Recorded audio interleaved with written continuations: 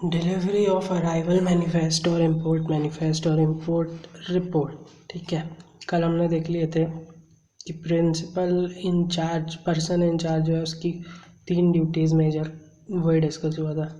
अब आज हम आगे वाले सेक्शन नंबर 30 में चलते हैं। सेक्शन नंबर 30 क्या है? डिलीवरी ऑफ अराइवल मैनिफेस्ट, यानी किसकी डिलीवरी? अराइवल मैनिफेस्ट की, या फिर इम्पोर्ट मैनिफेस्ट की, या फिर इम्पोर्ट रिपोर्ट की। अब ये तीनों चीज़ें क्या होती है ये हम देखेंगे। आफ्टर इंश्योरिंग, किस चीज़ को इंश्योर करने के बाद कि हाँ जो मेरा वेसल और एयरक्राफ्ट है वो सही सही जगह पे लैंड कर दिया है, जो कि अप्रूव्ड कस्टम पोर्ट या फिर एयरपोर्ट थे वहीं पर ये लैंड किया है। अब इसके बाद फिर से ड्यूटी कास्ट हुई किसके ऊपर? पर्सन इन चार्ज के ऊपर। ठीक है, तो पर्सन इन चार्ज के ऊपर फिर से ड्यूटी चार्ज हुई, पहले से उसी को टारगेट बना के हर बार हम ड्यूटी उसी पे चार्ज कर रहे हैं। और वैसा ही एक बार और हुआ है, उस पर ड्यूटी चार्ज कर दी, तो उसको क्या देना है? अराइवल मैनिफेस्ट और इम्पोर्ट मैनिफेस्ट। अच्छा, ऊपर तो 3 चीज़ें थी, तो इम्पोर्ट रिपोर्ट कहाँ गई? है ना, ऊपर तो हमने 3 चीज़ें देखी थी, लेकिन यहाँ पर तो केवल 2 ही चीज़ों की बात कर रहा है। तो यहाँ वो किसको मिस कर रहा है? इम्पोर्ट रिपोर्ट कहाँ है? बाकी चीज़ें तो उसने डील कर ली, import journal, import manifest, arrival, लेकिन उसने बात नहीं की इम्पोर्ट रिपोर्ट की। क्यों नहीं की? देखते हैं। आफ्टर इंश्योरिंग दैट, फिर से एक बार इसी को देखते हैं। आफ्टर इंश्योरिंग वेसल और एयरक्राफ्ट। ठीक है, अब यहाँ पर एक चीज़ और ध्यान देना, यहाँ कहीं व्हीकल की बात नहीं है। क्या बोल रहा है? वेसल और एयरक्राफ्ट।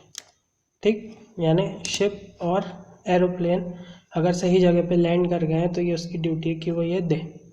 ठीक, क्या क्या चीज़ दे? अराइवल मैनिफेस्ट और इम्पोर्ट मैनिफेस्ट। ठीक है, अराइवल मैनिफेस्ट और इम्पोर्ट रिपोर्ट इस, अब ये क्या होती है? ये तीनों चीज़ें, अब ये तीनों के बारे में बता रहा है। ठीक, इम्पोर्ट रिपोर्ट भी है इसमें, ये डिटेल इन्फॉर्मेशन है। अच्छा, डिटेल इन्फॉर्मेशन तो है किस बारे में? हाँ, ये डिटेल इन्फॉर्मेशन किसको है? कस्टम अथॉरिटी को है। ठीक, किस बारे में? जो भी गुड्स हमारी वेसल और एयरक्राफ्ट में है, which have been brought, vessel और एयरक्राफ्ट, अभी कहीं भी वर्ड व्हीकल वाला यूज़ नहीं किया है। Which have been brought in at any port या फिर एयरपोर्ट, किस लिए लाया गया है? Unloading at that particular port, international airport, has also that which would be carried further for port या फिर एयरपोर्ट, यानी अगर कोई उसके भी आगे जाने वाला है तो उसकी भी डिटेल इसमें है। Declaration of such cargo has to be made in prescribe form. अच्छा, ये सब की डिटेल किस में जाएगी? प्रिस्क्राइब फॉर्म में, और वो प्रिस्क्राइब फॉर्म क्या कहलाता है? Import general manifest. ठीक, ये लिखा हुआ है यहाँ पर, which is termed as import general manifest. तो इम्पोर्ट जनरल मैनिफेस्ट में वो एक फॉर्म है जिसको आप शॉर्ट फॉर्म में IJM भी कह सकते हैं। इस फॉर्म में क्या होगा? डिक्लेरेशन किस बात का? उस कार्गो का। कार्गो यानी जो सामान के अंदर, जो शिप के अंदर सामान है या एयरक्राफ्ट के अंदर सामान है वो, और ये प्रिस्क्राइब मैनर में होगा। Imports via land route require filing of declaration called import report। अब आया import report। अच्छा, import report के पहले हमने कौन सी चीज़ें पढ़े? import report के पहले हमने पढ़े import manifest और arrival manifest। अब आखिरी चीज़ क्या होती है? import report। तो arrival manifest या फिर import manifest जो होता है वो वैसल या एयरक्राफ्ट के लिए होता है, लेकिन इम्पोर्ट रिपोर्ट हमेशा लैंड वाले के लिए आती है। ठीक है, तो अगर लैंड से आ रहा है तो आप क्या कहोगे? Import report. ठीक, goods involve in an export, कुछ, अब ये लाइन मुझे तो अभी फ़िलहाल समझ नहीं आई जब मैं ये रिकॉर्ड कर रहा हूँ, तो अभी हम बस इसको याद कर लेते हैं। Goods involve in an export, अगर कोई गुड्स इन्वॉल्व है एक्सपोर्ट में, ठीक है, तो वो भी ले जाए जा सकते हैं इम्पोर्ट कन्वीनियंस में। ठीक, without such goods being delivered in India, in goods को आप डिलीवर ना करो इंडिया में, लेकिन वो इम्पोर्ट होने वाले इसमें आ सकते हैं। यानी उल्टा देखें तो जिससे मैं माल मंगा रहा हूँ उसी में मैं रख दूँ उनको, और वहाँ भिजवा दूँ वापस जब हो जाएगा। अभी फ़िलहाल के लिए हम यही सोच लेते हैं। तो जो हमारा IM या IR यानी इम्पोर्ट मैनिफेस्ट या फिर इम्पोर्ट रिपोर्ट यानी लैंड वाले के लिए रिपोर्ट और इम्पोर्ट मैनिफेस्ट यानी वेसल और एयरक्राफ्ट के लिए मस्ट ऑल्सो कंटेन, उनमें डिटेल होनी चाहिए किसकी, of goods meant for export and carried by the conveyance, जो कि उस कन्वेयंस द्वारा कैरी किए जा रहे हैं और वो एक्सपोर्ट के लिए हैं। और ऐसे का ही प्रोविज़न कहाँ पर है, सेक्शन नंबर 41 में, जो कि एक्सपोर्ट मैनिफेस्ट के बारे में बात करता है। ठीक, वो भी पर्सन इंचार्ज को ही करना है बिफोर डिपार्चर ऑफ कन्वेयंस। हाँ, अब देखते हैं कि भाई टाइम लिमिट क्या होती है। तो सबसे पहली चीज़ है where imported goods are brought in a vessel. Vessel में ला रहे हो तो आप दो चीज़ें दे सकते हो, या तो आप क्या दोगे, इम्पोर्ट मैनिफेस्ट या फिर अराइवल मैनिफेस्ट या फिर इम्पोर्ट मैनिफेस्ट। ठीक, अच्छा एक काम करते हैं हम, ये मैनिफेस्ट का क्या मतलब होता है इसको सर्च मारते हैं। ठीक,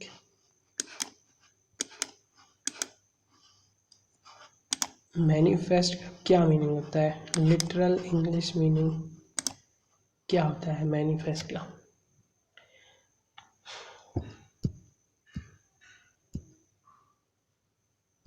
मैनिफेस्ट तो एक मूवी है,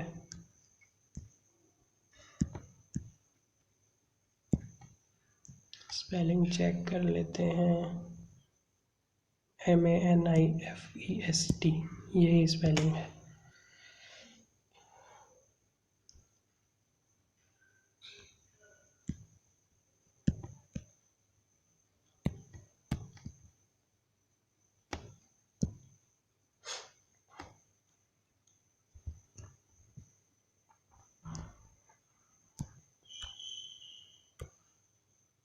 किसी भी चीज़ को स्पष्ट रूप से दिखाना, क्या बोला है, टू शो समथिंग और टू बी शोन क्लियरली। ठीक है, सीधे सीधे दिखाना, प्रत्यक्ष रूप से व्यक्त करना। ठीक, जो जैसा है वैसे ही दिखाना, यानी कि एक ट्रुथ लाइक ऑफ डॉक्यूमेंट है ये। ठीक है, अब ये जो वर्ड मैंने बोला ना ट्रुथ, ये मैंने ऐसे ही नहीं बोला है, इसका अभी अभी हमारे सामने कुछ ना कुछ तो आने वाला है। यहाँ तक का तो हमारी बात हो गई थी clear.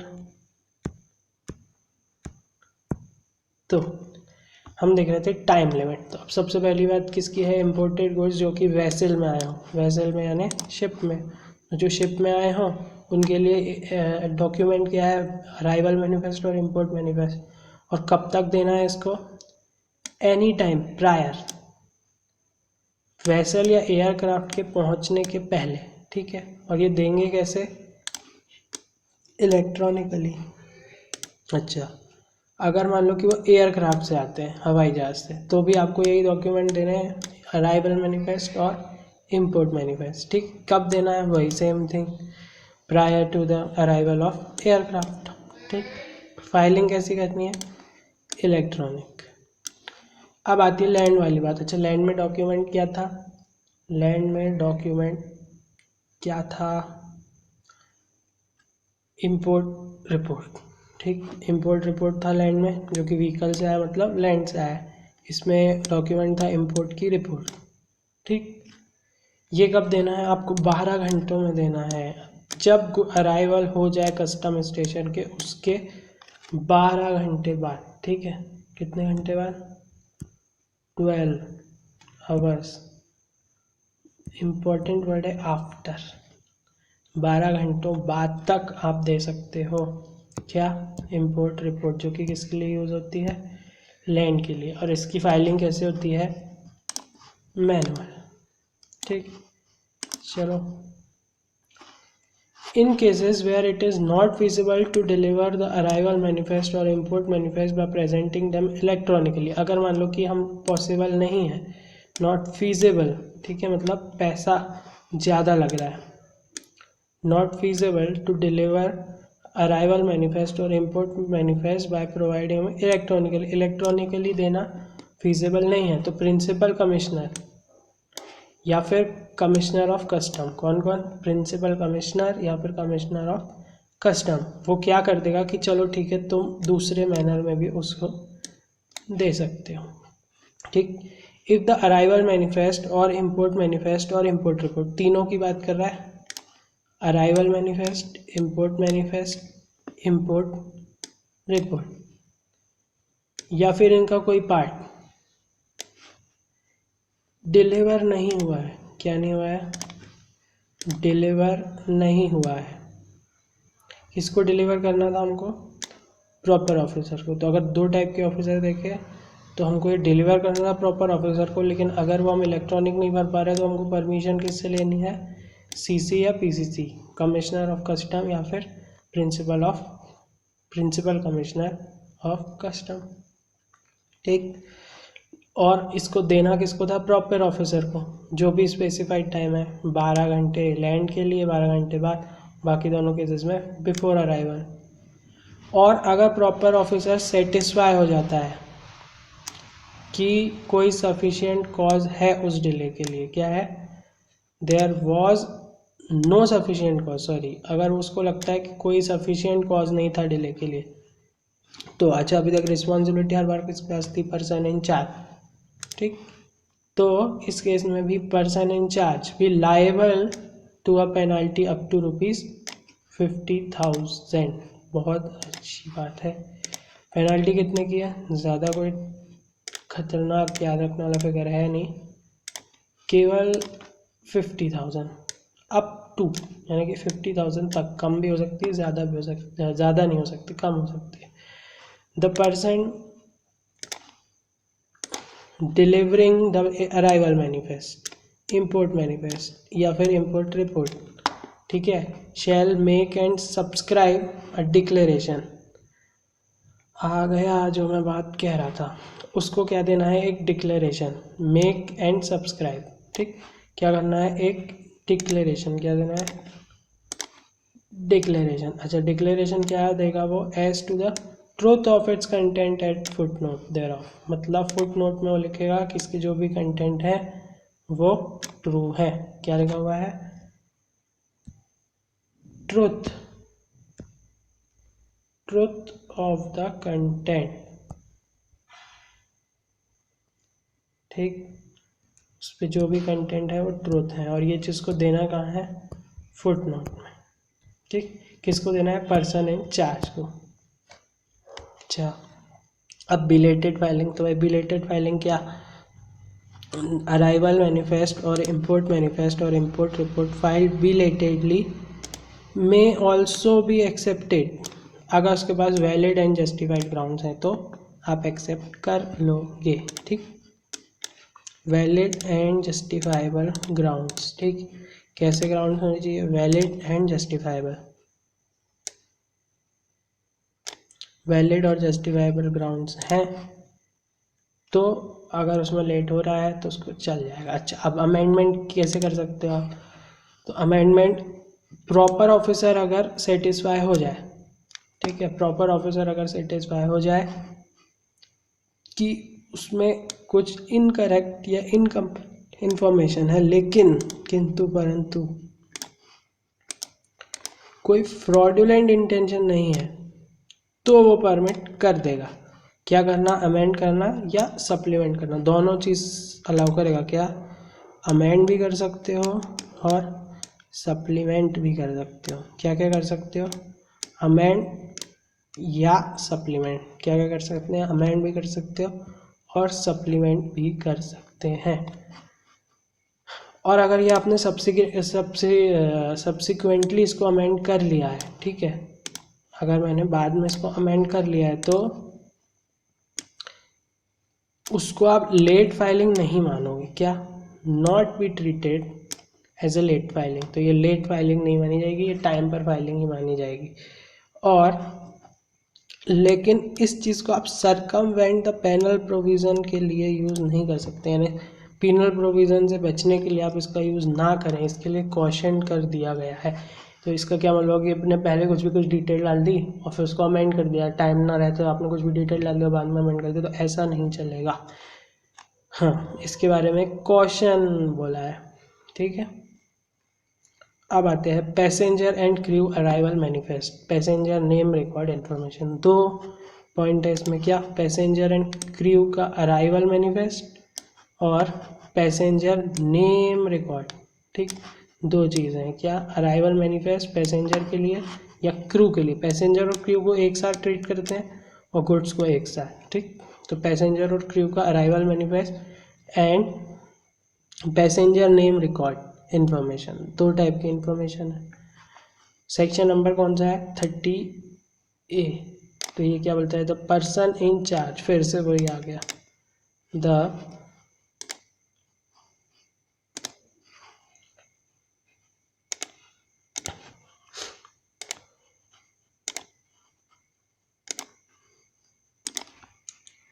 Person in charge of the conveyance that enters India, कहीं से भी आउटसाइड से, और एनी अदर पर्सन, अगर कोई स्पेसिफाई कर दिया गया है तो उसको क्या करना है, डिलीवर करना है किसको, प्रॉपर ऑफिसर को। डिलीवर करना है किसको, प्रॉपर ऑफिसर को। डिलीवर करना है किसको, डिलीवर करना है प्रॉपर ऑफिसर को।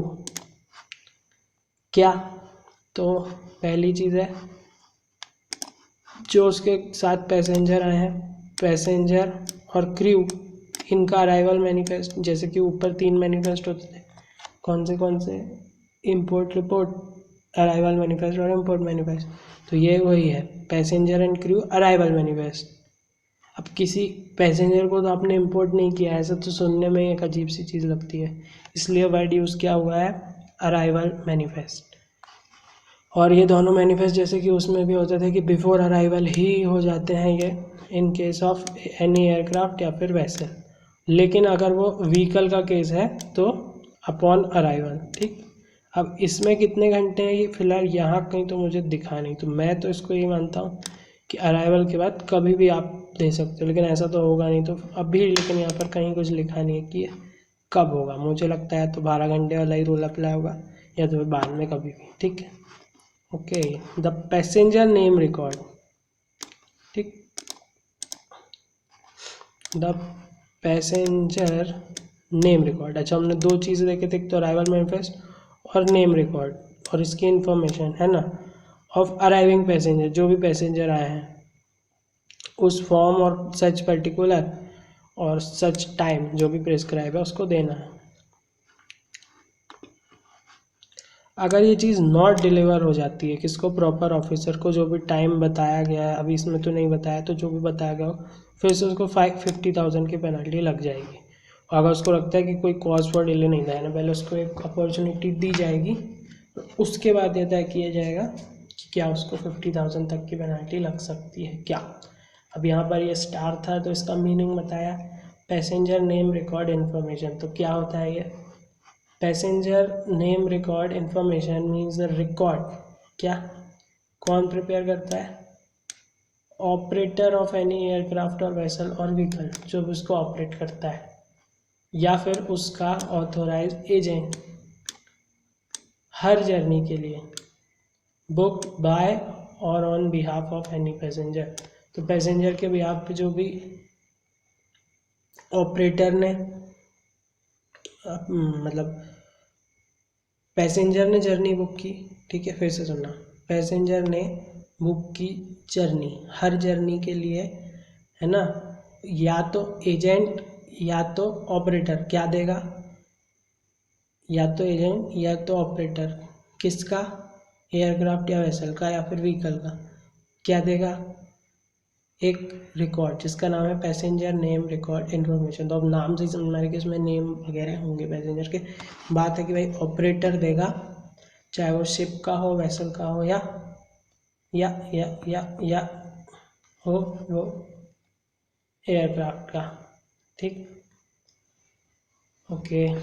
imported goods not to be unloaded from vessel until entry inwards is granted. अच्छा, this section provides that the matters the master of the vessel, अब ये पहली बार नाम आ रहा है, अभी तक क्या आता था नाम, पर्सन इन चार्ज, ठीक है, लेकिन यहाँ पर नाम क्या आया है, the master of a vessel. ठीक, क्या इसका मीनिंग कहीं होगा, इसमें हम देख लेते हैं कि कहीं मीनिंग है क्या। जितना हमने अभी तक पढ़े हैं उस हिसाब से देखते हैं इसका मीनिंग है क्या।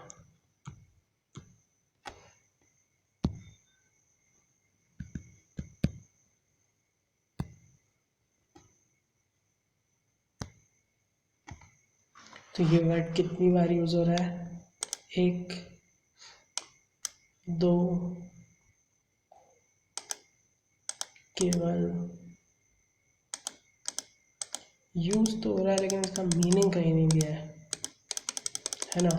अभी के लिए तो हम याद करने की कोशिश करते हैं कि मास्टर ऑफ द व्हीकल को क्या देना है। शायद यहाँ पर इसका मीनिंग है, 1 मिनट,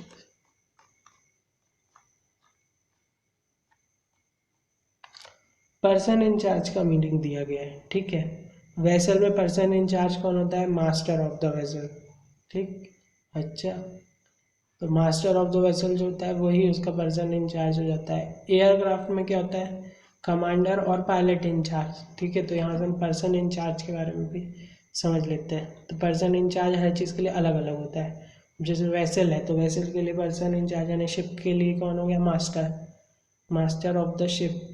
अगर गाना याद है बिलीवर, उसमें वर्ड यूज होता है मास्टर ऑफ द शिप। तो शिप मतलब होता है वेसल, तो वेसल मतलब वेसल के लिए मास्टर हो गया, मास्टर ऑफ द शिप क्या हो गया, person in charge. Aircraft of course pilot होगा, pilot in charge of the aircraft. लेकिन इसमें एक और हो सकता है कि कमांडर भी हो सकता है। ठीक है, ट्रेन तो कंडक्टर, गार्ड और other person having chief direction of the train, जिसके पास भी chief direction of the train है वो।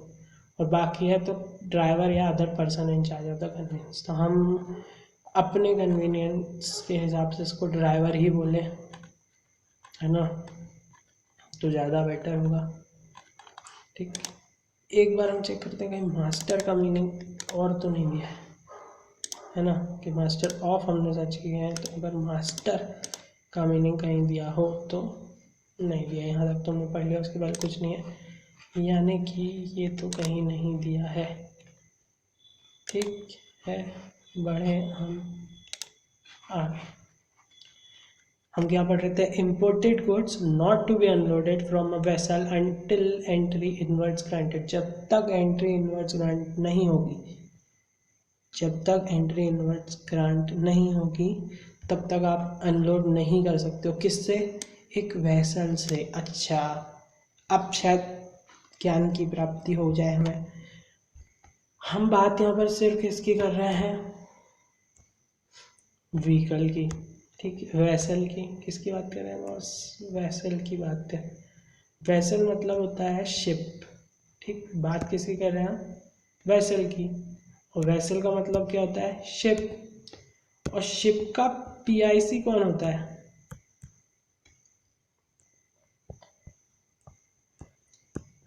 Master of the ship. ओह, यही तो गाना है। तो मास्टर ऑफ शिप, इसलिए यहाँ पर वर्ड यूज हुआ है मास्टर ऑफ द शिप। तो इसमें कोई घबराने परेशान होने नई बात कुछ भी नहीं है, तो एकदम सिंपल चीज़। तो अगर मैं इसकी जगह मास्टर ऑफ द वेसल की जगह वर्ड यूज़ कर लूँ क्या, person in charge of the vessel, तो वो 110% सही होगा। ठीक है, तो क्या बोलता है ये section, the section provides that master of the vessel यानी पर्सन इन चार्ज, उसको क्या नहीं अलाउ करना है, shall not permit unloading of any goods. Passenger की अनलोडिंग तो होती नहीं है, अनलोडिंग होती है गुड्स की। जब तक कि क्या ना मिल जाए, एक प्रॉपर ऑफिसर से एंट्री इनवर्ड्स ना मिल जाए। ठीक है, जब तक क्या ना मिल जाए, entry inwards. This is specified only for vessels. ठीक है, हम इसीलिए यहाँ पर वर्ड यूज़ किया है मास्टर ऑफ द वेसल। और ये केवल और केवल सिर्फ और सिर्फ ये एप्लीकेबल होता है वेसल्स के लिए, लेकिन एयरक्राफ्ट या फिर व्हीकल के लिए नहीं होता। अब एप्लीकेशन फॉर एंट्री इनवर्ड्स, अब एप्लीकेशन कौन देगा,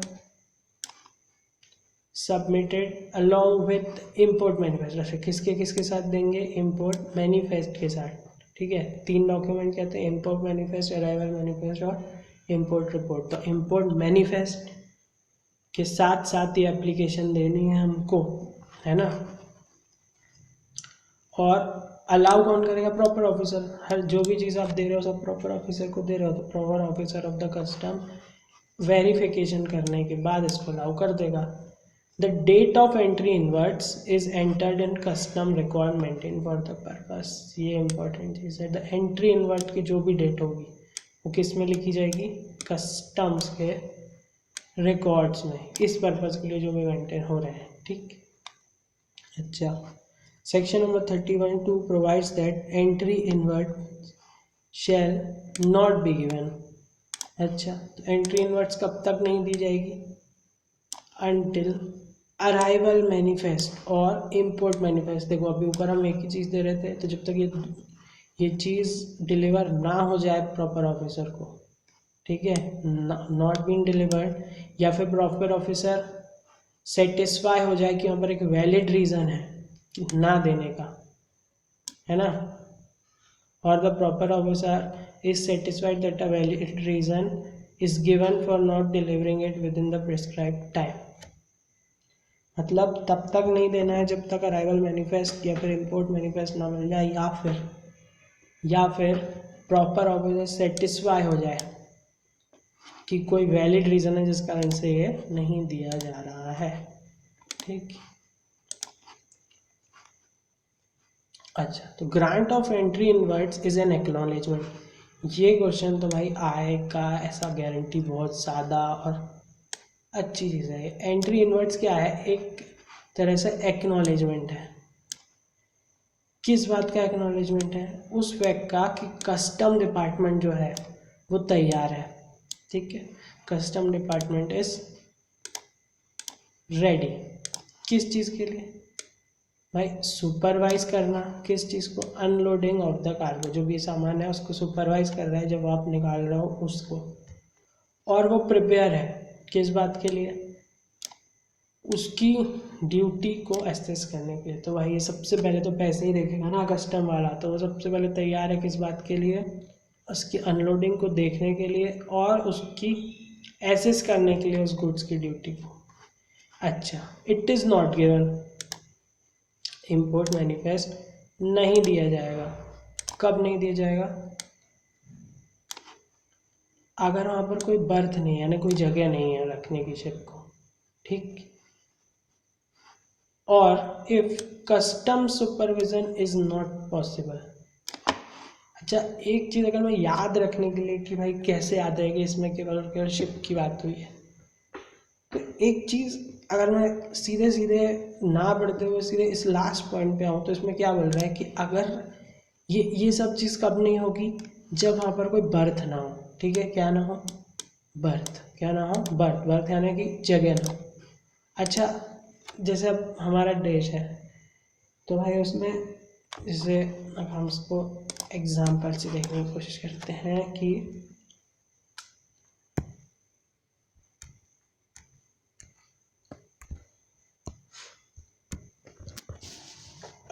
ये मेरा इंडिया, ठीक है। यहाँ पर सब जगह सी है ना, ठीक है। अब यहाँ पर तो कोई शिप आ सकती है, ठीक है। क्या होगा कि जो भी मेरी शिप है ना, जैसे एक शिप है नंबर 1, शिप नंबर 2, ये आके पोर्ट पे खड़ी हो सकती है। लेकिन कोई एयरक्राफ्ट, क्या आपने सुना है कि वो आके खड़ा हो गया? नहीं, क्योंकि उसको तो जब वो यहाँ है तभी पूछना पड़ेगा कि क्या जगह है मेरे लैंड करने के लिए, नहीं तो उसके पास इतना फ्यूल थोड़ा रहता है कि वो हवा में घूमता रहे। लेकिन शिप तो आके रुक जाएगी, पानी तो सबका है, बीच में रुक जाएगी, वो तो चलती रहती है हवा में, पानी में। तो ये एक रीज़न हो सकता है। हाँ, ये एब्सर्ड एग्जांपल हो सकता है, क्योंकि हमें याद करना, तो हम उसको याद इस तरह से कर सकते हैं कि भाई शिप थोड़ी कहीं बीच में खड़ी रहेगा, वो एयरक्राफ्ट थोड़ी बीच में घूमता रहेगा ऊपर। इसीलिए ये वाला सेक्शन केवल और केवल किसके लिए है? शिप के लिए। क्योंकि उस केस में अगर वो असेस करने के लिए तैयार ना हो, कब ना होंगी? जब भाई साहब अगर वहाँ पर जगह ना हो। और एक और रीज़न है, एक पहला रीज़न तो हमने देख लिया, if there is no berth for ship to dock, ship को रुकने के लिए कोई जगह ही नहीं है, ठीक है। और if custom supervision is not possible, और कस्टम उसको सुपरवाइज नहीं कर पा रहा है किसी भी अदर रीज़न के चलते, ठीक। दो चीज़ें हैं भाई, नंबर चाहिए तो 2 लिख क्या, नहीं चाहिए तो भाई 1 नंबर के लिए तो केवल बर्थ वाली चीज़ काफ़ी है। लेकिन इसमें क्या दिया है, और सुपरविज़न भी पॉसिबल नहीं है किसी और रीज़न के कारण, ठीक। तो ये 2 रीज़न है इसमें। अच्छा, क्यों एंट्री इनवर्ट्स की इतनी बात करी गई? Entry inwards date is crucial, किस बात के लिए क्रूशियल है? Calculation of applicable rate of duty, बिल्कुल एप्लीकेबल रेट ऑफ ड्यूटी की कैलकुलेशन के लिए बहुत ज़रूरी है क्या? इनवर्ट्स डेट, ठीक। अगर बिल ऑफ एंट्री पहले फाइल कर दिया गया है, ठीक, बिल ऑफ एंट्री पहले फाइल कर दिया गया है इन एडवांस,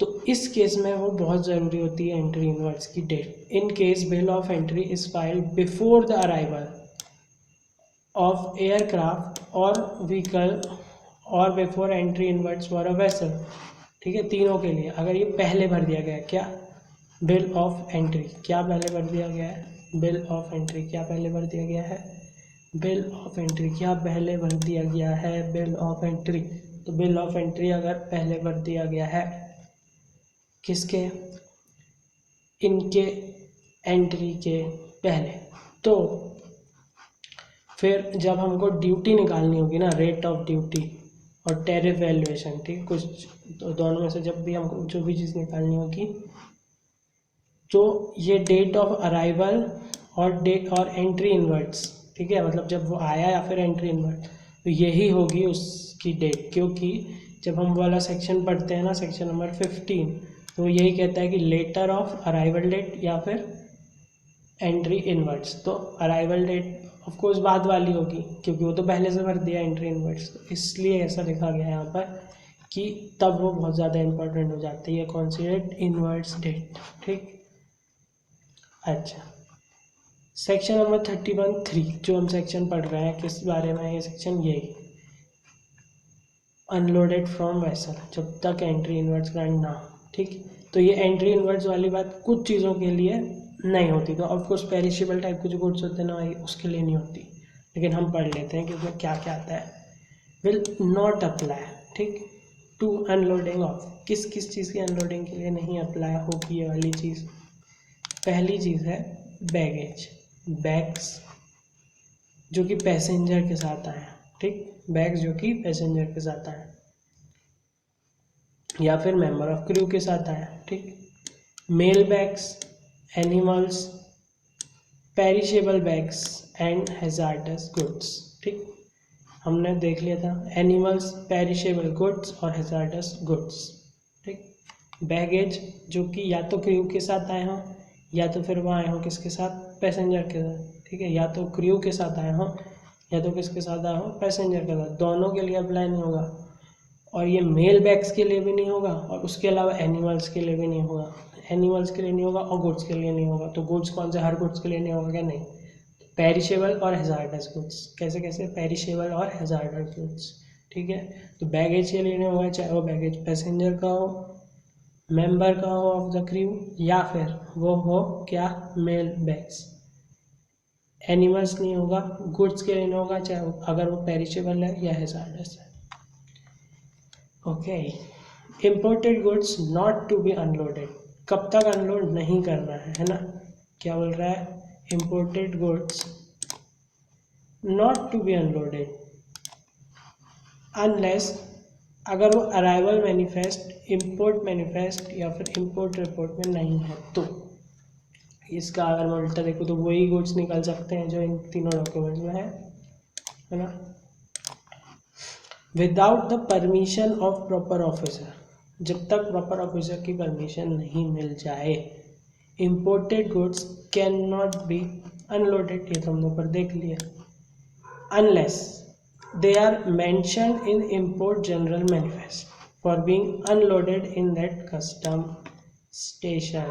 हाँ, ये दिख तो बड़ा सिंपल रहा था लेकिन इसके ऊपर थोड़ा सा एक बार ध्यान देते हैं। Without the permission of proper officer, बिना प्रॉपर ऑफिसर की परमिशन के इम्पोर्टेड गुड्स को आप नहीं कर सकते हो क्या, अनलोड। ठीक, जब तक आपको क्या ना मिल जाए, परमिशन ना मिल जाए, तब तक आप क्या नहीं कर सकते हो, आप नहीं कर सकते हो अनलोड।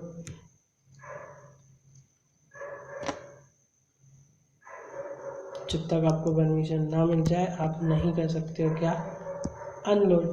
क्या नहीं कर सकते हो, अनलोड। क्या नहीं कर सकते हो, अनलोड। और परमिशन किसकी मिलनी चाहिए, प्रॉपर ऑफिसर की। ठीक है, तो जब तक प्रॉपर ऑफिसर की परमिशन ना मिल जाए हम गुड्स को क्या नहीं कर सकते हैं,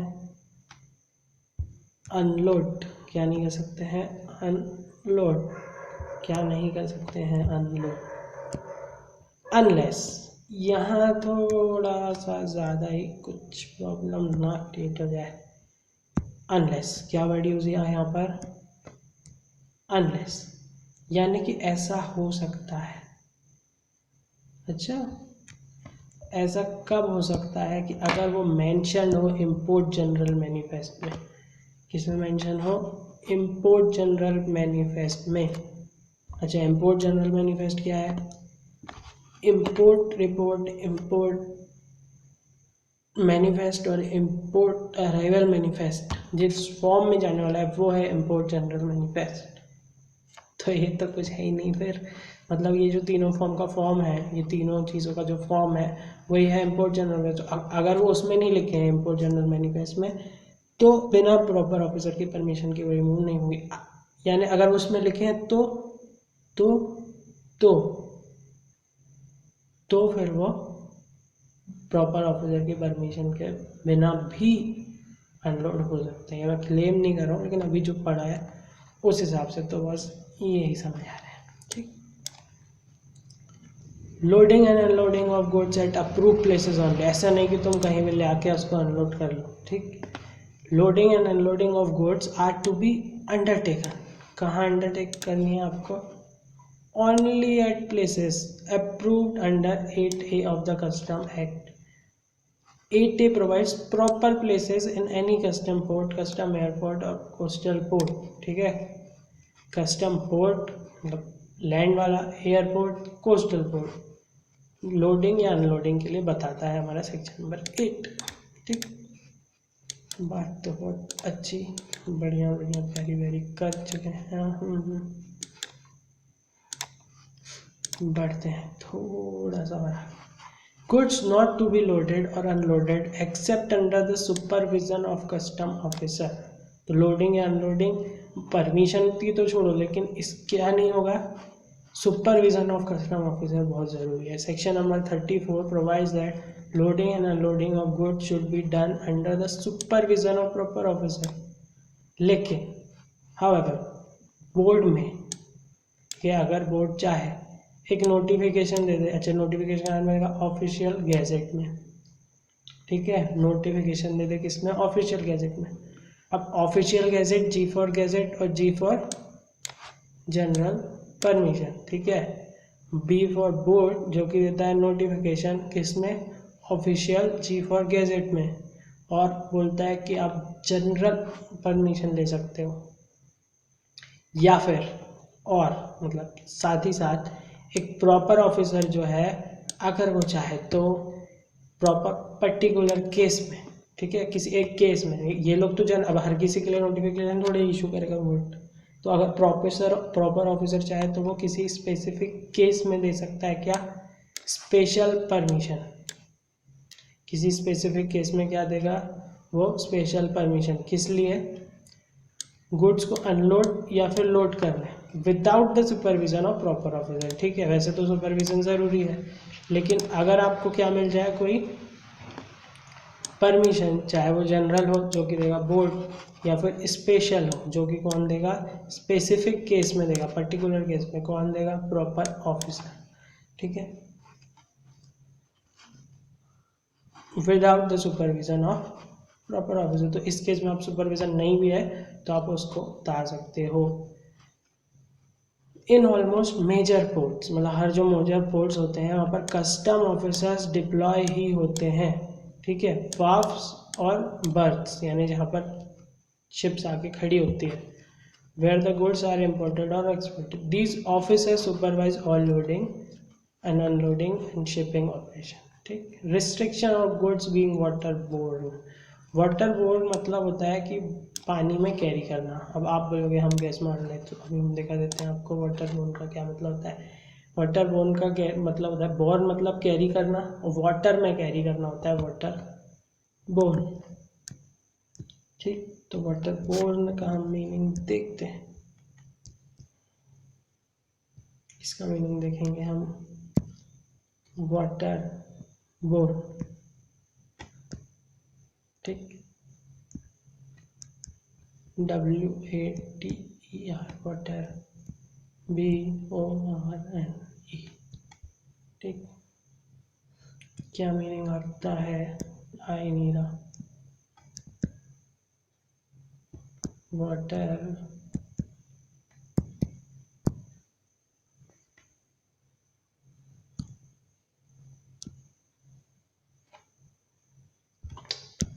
कहाँ चले गए।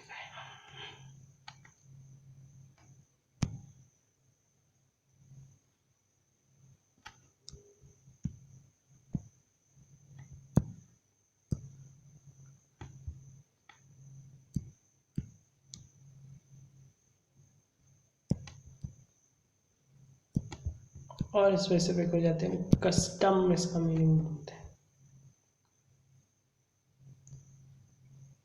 फ्लोटिंग और ट्रेवलिंग ऑन वाटर, ठीक, या फिर ट्रांसपोर्टेड और ट्रांसमिटेड बाय वाटर, बात वही है, ठीक। तो क्या बोल रहा है ये, बड़ा अटपटा सा सुनने में ऐसा लगता है लेकिन है नहीं।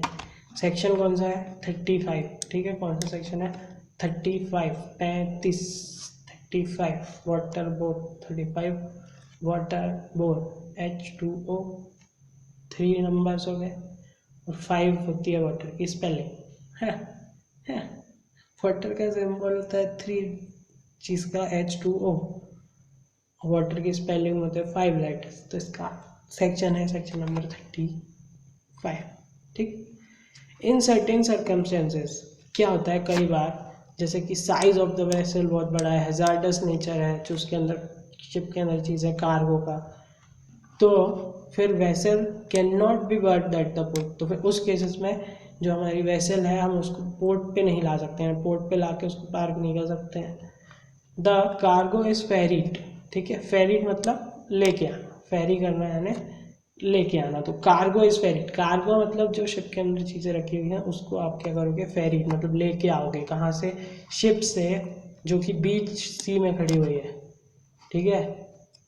Port in boats otherwise known as lighters, अच्छा, लाइटर मतलब क्या, आग लगाना है, नहीं, यहाँ पर एक वर्ड है इसका, लाइटर्स। अब लाइटर सुन के हमको याद आता है अपना कोई भी चीज़ जिससे हम आग लगा रहे हो, ठीक है, या लाइट या बल्ब। लेकिन यहाँ लाइट मतलब होता है वेट वाला लाइट, ठीक। यानी किसी चीज़ को लाइट करना, यानी अब वो कार्गो में तो बहुत सारी चीज़ है, तो उसको खाली करना मतलब उसके वेट को कम करना। तो इसलिए यहाँ पर वर्ड क्या यूज़ हुआ है, लाइटर। तो लाइटर मतलब छोटी छोटी शिप्स के द्वारा, ठीक है। इन बोट्स और शिफ्ट, जो कि वैसे उनको कहा जाता है क्या, लाइटर्स, ठीक है। तो उन लाइटर्स द्वारा उस गुड्स में जो कार्गो रखा है, उस शिप में जो कार्गो रखा है उसको हम ले आएंगे अपने पोर्ट तक। और section number 35 of the custom stipulates, मतलब कस्टम का जो सेक्शन नंबर 35 है वो क्या बोलता है, नो इम्पोर्टेड गुड्स, ठीक है। वो क्या बोलता है, कोई भी इम्पोर्टेड गुड्स वाटर बोर्न नहीं होंगे, किससे, एक वेसल से। और कोई भी export goods which are not uncompatible shipping bill, मतलब एक्सपोर्ट वाले गुड्स के लिए अगर शिपिंग बिल नहीं है तो भी वो वाटर बोर्न नहीं हो सकते हैं। अनलेस, अनलेस, वैसे वाटर बोर्न नहीं हो सकते, लेकिन यदि उनके पास एक चीज़ है, यदि उनके पास एक चीज़ है तो वो वाटर बोर्न हो सकते हैं। वो चीज़ क्या है सर, वो चीज़ है बोट नो, ठीक, क्या चीज़ है वो? बोट नोट, ठीक, जो कि एक प्रिस्क्राइब फॉर्म में होगा। द बोट नोट्स रेगुलेशन 1976 से prescribe the form and method of issue of boat notes. अब भाई मैं इसमें चेक कर चुका हूँ बोट नोट्स के बारे में, यहाँ तो भी नहीं दिया है हमारे चैप्टर में। जो उसमें क्वेश्चन और आंसर है तो उसमें भी केवल सेक्शन नंबर 35 का रेफरेंस दे दिया गया है और उसमें यही आंसर लिख दिया है। तो बोट नोट्स क्या होते हैं हम उसको बाहर से देखने की कोशिश करते हैं।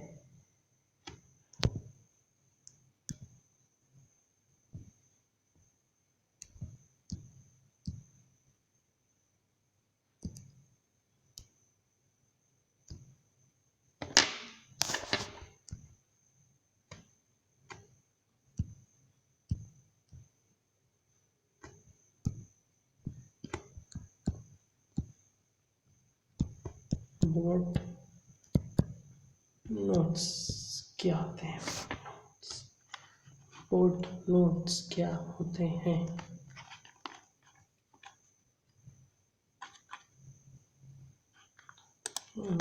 स्पेलिंग गलत हो गई। BOAT boat notes.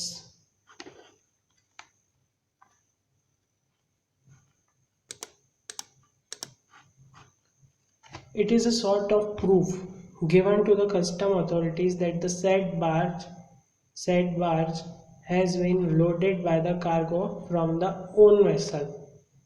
ठीक है, वो जो हम छोटी छोटी बोट में ला रहे हैं ना, ठीक है, बार्ज तो वो ऐसा नोट है कि भाई ये हमारे ही गुड्स हैं, बस सिंपल इतना ही मुझे समझ आ रहा है। ठीक है, हमारे ही वेसल से वो लाए गए हैं, इस बात का कंफर्मेशन देना होता है क्या? Boat note. ठीक, कंफर्मेशन से मुझे याद आ रहा है फुट नोट, जिसमें ट्रुथ लिखना है, भूल मत जाना, जो कि कहाँ लिखना है, जो ट्रुथ वाली बात है, क्योंकि एक डिफरेंट चीज़ है। ठीक है, तो वो ट्रुथ किस में लिखना है? इम्पोर्ट और जो मैनिफेस्ट है उसमें ही लिखना था हमको। ठीक है, ओके, चलो आगे बढ़ते हैं। हाउएवर जरा रुकिए। तो बोर्ड में अगर बोर्ड चाहे तो नोटिफिकेशन निकालेगा, जनरल परमिशन, या फिर प्रॉपर ऑफिसर जो पर्टिकुलर केस में देगा स्पेशल परमिशन, बिना बोर्ड नोट के निकालने की। हाँ भाई, ये लोग जब इनको नहीं कुछ बनता तो ये लोग बोलते हैं चलो बिना नोट के निकाल लो। Other controls, the following further controls are exercised on the convenience and the loading या अनलोडिंग ऑफ द गुड्स। अच्छा, इसमें एक पॉइंट आएगा जो उनको बाद में भी याद रखना है, एक पॉइंट आएगा जो बाद में भी याद रखना है, जिसका एक रेफरेंस आएगा, और ये सब सेक्शंस हैं। हम 35 पे पहुंच गए। 35 को याद कैसे किए थे? 35 है वाटर बोन, वाटर का फॉर्मूला होता है H2O, या H2O यानी होता है 3, और वाटर की स्पेलिंग में कितने वर्ड्स हैं? WATER 5, इसलिए सेक्शन है 35। सेक्शन नंबर 35 हो गया। अब अदर कंट्रोल के छोटे छोटे सेक्शन है, जैसे section number 36, the goods can not B loaded or unloaded on Sunday. ठीक है, कब नहीं होंगे? संडे या फिर अदर हॉलीडे। अच्छा, कोई भी हॉलीडे नहीं जो कि कस्टम डिपार्टमेंट ऑब्जर्व करता है। ठीक है, कौन सा हॉलीडे? जो कि कस्टम डिपार्टमेंट ऑब्जर्व करता है, या फिर कोई भी दूसरा दिन, और any other day after working hours. ठीक है, किसी भी दिन वर्किंग आवर्स के बाद। ठीक, अगर प्रिस्क्राइब नोटिस मिल जाए और प्रिस्क्राइब फीस मिल जाए तो वो कर देगा। ठीक है, सेक्शन नंबर 36। संडे को नहीं होंगे और अदर हॉलीडेज को भी नहीं होंगे। एक दिन के टाइम खत्म होने के बाद नहीं होंगे, लेकिन लेकिन लेकिन अगर प्रिस्क्राइब नोटिस या प्रिस्क्राइब फीस और प्रिस्क्राइब फीस, या नहीं या नहीं या नहीं और। ठीक है, क्या लिखा है? एंड प्रिस्क्राइब फीस, और साथ साथ उसको प्रिस्क्राइब फीस पे हो जाए तो वो निकाल सकता है। द प्रॉपर ऑफिसर, ठीक है, द प्रॉपर ऑफिसर में एट एनी टाइम, हमने 36 पढ़ लिया, अब हम 37 पे आ रहे हैं। द प्रॉपर ऑफिसर में एट एनी टाइम, किसी भी वक्त प्रॉपर ऑफिसर, ये तो प्रॉपर ऑफिसर भाई, ऑफिसर है वो, तो जब चाहे वो किसी भी समय वो बोर्ड कर सकता है किसी भी कन्वेंस पे जो कि कैरी कर रहा है इम्पोर्टेड गुड्स को या एक्सपोर्ट गुड्स को, और वो वहाँ पर तब तक रहेगा जब तक उसकी इच्छा नहीं, एक्चुअली ही कंसिडर्स नेसेसरी, तो जब तक उसको सही लगता है वो उस पर रह सकता है। द प्रॉपर ऑफिसर में require the person in charge, मतलब प्रॉपर ऑफिसर जो है वो पर्सन इन चार्ज से बोल सकता है कि भैया तू और डॉक्यूमेंट लेके आ। अच्छा, और मतलब या फिर बोल सकता है कि मैं जो सवाल पूछ रहा हूँ मेरे सवालों का जवाब दो, और वो बाउंड होगा कंप्लाई करने के लिए इस चीज़ से, ये कहता है सेक्शन नंबर 38। इसमें ही हम आगे इसको ही हमें याद रखना है, किसको, सेक्शन नंबर 38 को, बाकी याद रखना है आपको और वो याद भी रह जाएंगे, लेकिन ये जो है ना ये कहीं और भी यूज़ होने वाला है, क्योंकि ये जो आंसर ऑफ द क्वेश्चन वाली बात है ना ये हमें आगे भी काम आएगी। ठीक, आंसर्स टू द क्वेश्चन देना है और वो हो जाएगा बाउंड। एक बार शुरू से चलते, एक बार सेक्शन के साथ करते हैं, ठीक है। एक सेक्शन तो हमको याद हो गया है, सेक्शन नंबर 35, H2O। H2O में होते 3 वर्ड्स जिसका है 3 और 5 वर्ड्स होते हैं वाटर की स्पेलिंग में, तो सेक्शन नंबर 35 है वाटर बोल। ठीक, आगे बढ़ते हैं। आगे नहीं भाई साहब, पीछे बढ़ते हैं।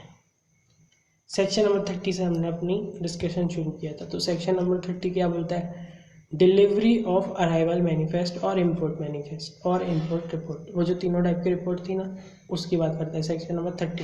यानी हम उन रिपोर्ट्स की बात शुरू करने से हम सेक्शन नंबर 30 को शुरू करते हैं। ठीक, सेक्शन 30 रिपोर्ट्स की बात करता है, उसका टाइमिंग बताता है 12 घंटे लैंड वाले के लिए, बाकी बिफोर द अराइवल। ठीक, और तीनों में से एक जो डॉक्यूमेंट डिफरेंट है वो कौन सा है, इम्पोर्ट रिपोर्ट, ये केवल लैंड वाले के लिए, और इसी में सब चीज़ डिफरेंट है, और यही मैनुअल भी जा सकता है, ये दोनों भी मैनुअल जा सकते कब, अगर अगर अगर अगर अगर ये फीसेबल ना हो, यानी पैसे की दिक्कत हो।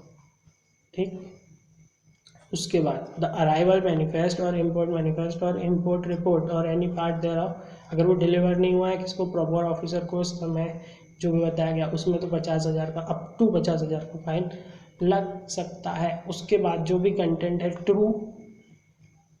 ट्रुथ ऑफ द कंटेंट, ये फुट नोट में देना है किसको, पर्सन डिलीवरी जो अराइवल मैनिफेस्ट और इम्पोर्ट रिपोर्ट दिया ये चीज़ों को दे रहे हैं। अच्छा, रिलेटेड फाइलिंग ऑफ IGM ये हमने देख लिए थे, अमेंडमेंट को नहीं माना जाएगा, ऑल टाइम माना जाएगा, लेकिन एक कॉशियस नोट इशू किया है कि ऐसा मत करो। ठीक है, अच्छा, तो सेक्शन नंबर 30 था क्या, मैनिफेस्ट के बारे में। अब 30 आया है, अब ये उसी के जैसा है, हम वहाँ पर बात की थी गुड्स की, यहाँ बात कर रहे हैं हम पैसेंजर, और पैसेंजर जैसे आदमी दो तरह के होते हैं, एक होते पैसेंजर, दूसरे होते क्रू मेंबर्स। ठीक, तो पैसेंजर और क्रू मेंबर के लिए हमको दो चीज़ बतानी है, सबसे पहले उनका मैनिफेस्ट, अराइवल मैनिफेस्ट, और उनके नाम, तो the passenger name record information. ठीक, इसकी भी 50,000 की पेनल्टी है अगर नहीं डिलीवर हुआ है, उसको कोई सामने डिले नहीं दिखता है कि हाँ इस कारण से ही नहीं हुआ है। ठीक, और ये कौन प्रिपेयर करेगा, प्रिपेयर बाय, मैं तो भूल गया था, कौन प्रिपेयर करेगा, ऑपरेटर। ठीक है, of any aircraft or vessel or vehicle for each journey booked by or on behalf of any passenger. ठीक है, ये एजेंट भी कर सकता है हर जर्नी के लिए, है ना। ओके, तो हमने सेक्शन नंबर 30A भी देख लिया। तो 30 क्या था, 30 था वो तीनों टाइप के जो रिपोर्ट थी, है ना, मैनिफेस्ट थे, अराइवल मैनिफेस्ट, इम्पोर्ट मैनिफेस्ट और इम्पोर्ट रिपोर्ट।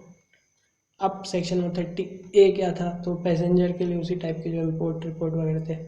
31 क्या है, import goods not to be unloaded from vessel until entry inwards is granted. Section number 31 बात करता है एंट्री इन वर्ड्स की।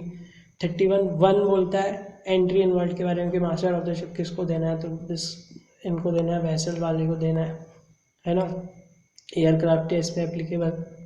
नहीं है तो कब, जब तक वो आएगा नहीं तब तक उसको अलाउ नहीं होगा। अच्छा, और सेक्शन नंबर 32 क्या बोलता है कि कई बार ये नहीं भी दे सकते हैं, है ना। The entry and word shell not be given, कब तक नहीं दे सकते, जब तक अराइवल मैनिफेस्ट या फिर इम्पोर्ट मैनिफेस्ट ना आ जाए, क्योंकि इसको एप्लीकेशन के साथ ही देना पड़ता है ना। Application for entry in words, entry in word के एप्लीकेशन के साथ ही तो हमको इम्पोर्ट और वो जितने मैनिफेस्ट है सब कुछ देने पड़ते हैं। जब तक उसको वो मैनिफेस्ट डिलीवर ना हो जाए प्रिस्क्राइब टाइम में, तब तक वो एंट्री इन वर्ड्स नहीं देगा, ठीक है। और अब इसकी बहुत बड़ी बड़ी बातें कह दी गई कि भाई ये तो एक्नॉलेजमेंट है कि इस बात का, इस फैक्ट का कि कस्टम और डिपार्टमेंट जो है वो रेडी है सुपरविजन ऑफ अनलोडिंग के लिए और एसेस करने के लिए ड्यूटी, और ये नहीं देंगे अगर जगह नहीं आने की। There is no berth for the ship to dock or if the custom supervision is not possible for any other reason। ठीक ठीक ठीक, तो सेक्शन नंबर 31 में इतना था। अब 31 में 3 वाला सेक्शन था, ठीक है। तो ये 31 सब सेक्शन 3 कुछ एक्सेप्शन बताते हैं कि इन केसेस में हमको नहीं चाहिए है क्या, एंट्री इनवर्ड्स। तो वो कौन से केस हैं, बैगेज अगर वो क्रू के साथ आया हो या पैसेंजर्स के साथ आया हो, मेल बैग्स, ठीक है, एनिमल्स, गुड्स, पेरिशेबल और हैजार्डस, और कुछ बचा नहीं, इतनी ही चीज़ें थी। तो ये कौन सा सेक्शन था, 31। फिर से ऊपर आते 30 बोलता है तीनों टाइप के रिपोर्ट्स, इम्पोर्ट, अराइवल, ये वो मैनिफेस्ट। 30A बोलता है पैसेंजर के लिए मैनिफेस्ट। 31 बोलता है क्या, 30A बोलता है पैसेंजर के लिए, और 31 क्या बोलता है, एंट्री इनवर्ड्स। अब 32 क्या बोलता है, 32 क्या बोलता है, import goods not to be unloaded unless arrival manifest और इम्पोर्ट मैनिफेस्ट और इम्पोर्ट रिपोर्ट। तो ये बोलता है कि जब तक ये चीज़ें नहीं मिल गई तब तक उसको अनलोड नहीं करना है। अगर वो जनरल मैनिफेस्ट में है उसके बारे में तो आप कर सकते हो। ये बोलता है 32।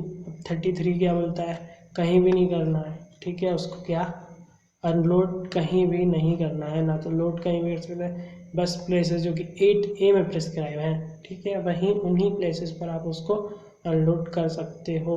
Goods not to be loaded or unloaded except under supervision of custom officer. तो कस्टम ऑफिसर के अंदर ही करना है, लेकिन इसमें एक्सेप्शन है, 2 टाइप का एक्सेप्शन है। पहला एक्सेप्शन है क्या, जनरल वाला, और जनरल वाला कौन देगा, बोर्ड कायम देगी,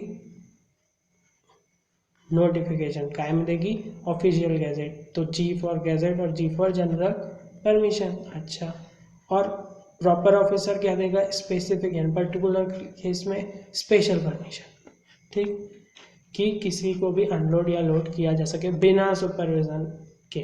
it also in almost all major ports, ठीक है, हर मेजर पोर्ट में कस्टम ऑफिसर डिप्लॉय होते हैं जो कि इस चीज़ को देखते हैं। ये हो गया सेक्शन नंबर 34। अभी कोई सेक्शन में लिंक नहीं टूटी है, अभी सेक्शन नंबर 37 फिर से शुरू होता है। सेक्शन 33 टाइप की रिपोर्ट थी। 30A में उसने बोला पैसेंजर और अराइवल मैनिफेस्ट, पैसेंजर नेम और अराइवल मैनिफेस्ट। 31, अब 31 में उसने क्या बोला, 31 में उसने बोला कि हम भूल गए। 31 में उसने क्या बोला कि जब तक अनलोडिंग फ्रॉम वेसल नहीं होगी, जब तक एंट्री इनवर्ड ना मिल जाए, फिर एंट्री इनवर्ड मिल गई तो भैया बिना मैनिफेस्टो के नहीं होगी अनलोडिंग। फिर उसने बोला कि कहीं भी नहीं हो सकती अनलोडिंग, जो 33 था। और 34 में उसने बोला कि जब तक सुपरविजन ऑफ कस्टम ऑफिसर नहीं है तब तक आप अनलोड नहीं कर सकते। Section number 35 waterborne. बस सेक्शन नंबर 35 तक आपने बहुत इंपॉर्टेंट चीज़ें देखी। अब सेक्शन नंबर 36 इतना इंपॉर्टेंट देखने के बाद एक संडे तो बनता है, इतना देखने के बाद एक संडे तो बनता है। अच्छा, संडे कब आता है, 7th day of the week होता है संडे। 6 के बाद 7 आता है, तो संडे वाला पॉइंट है सेक्शन नंबर 36। सेक्शन नंबर 36 क्या बोलता है कि कभी भी अनलोड या लोड आप नहीं कर सकते हो, कब, संडे को या फिर ऐसे हॉलीडे को जो वो बोलता है, कस्टम ऑब्जर्व करता है, अनलेस अगर कोई नोटिफिकेशन आ गया हो, ठीक है, प्रिस्क्राइब नोटिस आ गया हो, या फिर और या फिर नहीं और फीस पे हो चुकी हो।